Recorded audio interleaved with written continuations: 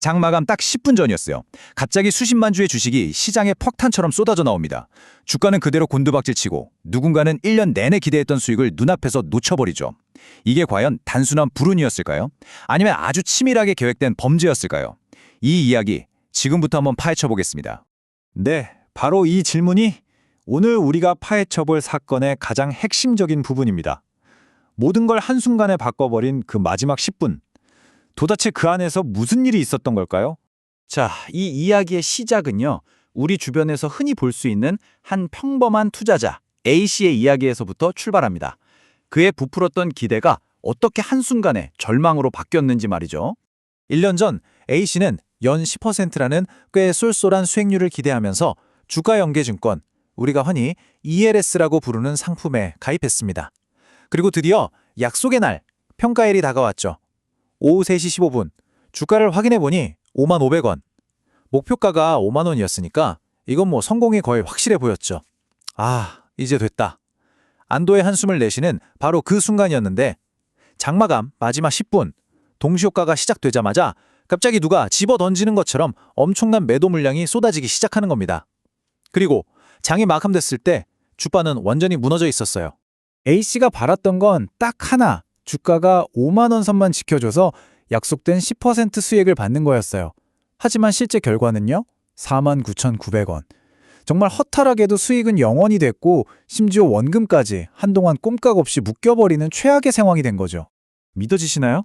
이 모든 걸 망친 게 바로 단돈 100원 차이였다는 겁니다. 딱 100원 때문에 A씨의 1년간의 기다림과 기대가 전부 물거품이 되어버린 거예요. 정말 생각만 해도 속 터지는 순간이죠. 그런데 진짜 충격적인 사실은 따로 있었습니다. 그 마지막 10분 동안 폭탄처럼 주식을 던진 장본인이 바로 A씨에게 이 ELS 상품을 팔았던 그 증권사였다는 겁니다. 아니, 이럴 수가 있나요? 투자자에게 수익을 줘야 할 회사가 오히려 그 수익을 가로막아버린 꼴이니까요. 당연히 투자자들은 분노했고요. 이 사건은 법정으로 가게 됩니다. 그러자 증권사는 이런 주장을 하기 시작해요. 저희는 잘못한 게 없습니다. 이건 그냥 정상적인 위험 관리였을 뿐입니다. 라고요. 증권사가 내세운 논리는 델타 헤지라는 아주 그럴싸한 전문 용어였어요. 이게 뭐냐면 주가가 변할 때 회사가 손해볼 수 있으니 그 위험을 줄이기 위해 기계적으로 주식을 사고 파는 교과서에도 나오는 아주 정상적인 위험 관리 기법이라는 거죠. 한마디로 악의적인 의도는 전혀 없었고 우리는 그냥 원칙대로 했을 뿐이라는 주장이었습니다. 자, 이제 싸움은 아주 명확해졌습니다. 투자자들은 이건 명백한 불법 시세 조종이라고 주장하고 증권사는 이건 그냥 정상적인 위험 관리였다고 맞서는 거죠. 이 팽팽한 대립. 과연 법원은 누구의 손을 들어줬을까요?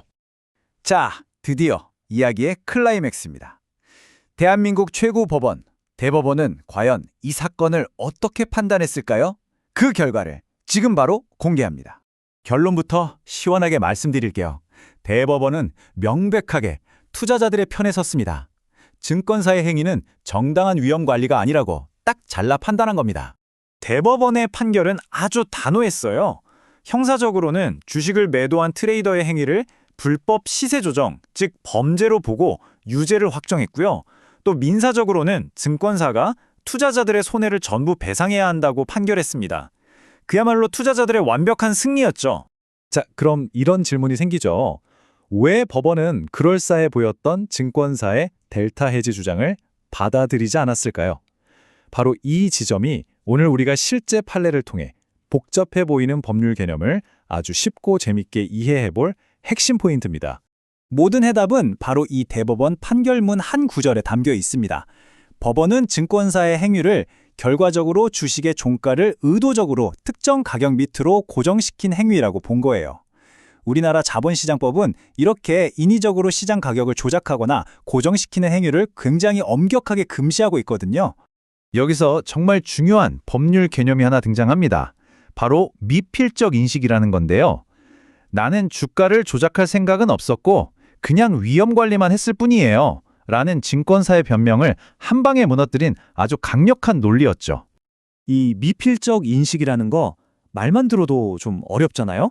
근데 이걸 아주 기가 막히게 설명해 주는 비유가 하나 있습니다. 바로 호스 비유인데요. 자, 한번 상상해 보세요. 증권사의 주장은 이런 거예요. 저는 그냥 저희 집 마당에 물을 뿌리려고 했을 뿐이에요. 위험 관리라는 거죠. 근데 현실은 어땠나요? 물을 뿌리려는 그 강력한 수압의 호스 바로 앞에 투자자들이 떡하니 서 있는 걸 뻔히 본 겁니다. 이 물을 뿌리면 저 사람들이 흠뻑 젖을 거라는 걸 알았어요, 몰랐어요? 알았죠. 알면서도 그냥 뿌려버린 겁니다. 법원은 바로 이 점을 지적한 거예요. 네가 직접 사람을 맞추려는 의도는 없었을지 몰라도 네 행동 때문에 사람이 젖을 거라는 걸 알면서도 행동했으니 그 결과에 대한 책임은 너에게 있다는 거죠. 자, 그럼 이 떠들썩했던 사건을 통해서 우리가 얻어야 할 교훈은 뭘까요? 내 소중한 돈, 내 투자금을 지키기 위한 아주 실용적인 팁 3가지를 정리해 보겠습니다. 첫째, ELS처럼 좀 복잡하다 싶은 금융상품에 가입할 때는요, 이해상충의 가능성을 항상 염두에 둬야 합니다. 쉽게 말해 내가 돈을 벌면 증권사가 손해를 보는 구조일 수 있다는 걸 알아야 한다는 거죠. 그렇기 때문에 이런 상품의 평가일에는 가격 움직임을 더 유심히 지켜볼 필요가 있습니다. 둘째, 만약에 평가일 장 마감 직전에 이상한 움직임 때문에 손실을 봤다? 그냥 재수 없었네 하고 넘기지 마세요. 그 즉시 주가 화면을 캡처하거나 동영상을 찍어서 증거를 남겨두는 게 정말 중요합니다. 그리고 마지막으로 뭔가 이상하다는 의심이 들면 혼자 끙끙 앓지 마세요. 금융감독원에 민원을 제기하고 비슷한 피해를 본 다른 투자자들과 힘을 합쳐서 법률 전문가의 도움을 받는 것이 가장 현명한 방법입니다. 오늘 우리가 함께 살펴본 이 사건은 금융시장의 화려한 모습 뒤에 어떤 위험이 숨어 있는지를 아주 명확하게 보여줍니다.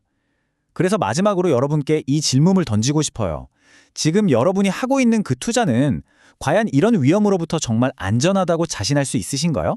한 번쯤은 꼭 깊이 생각해 볼 문제입니다.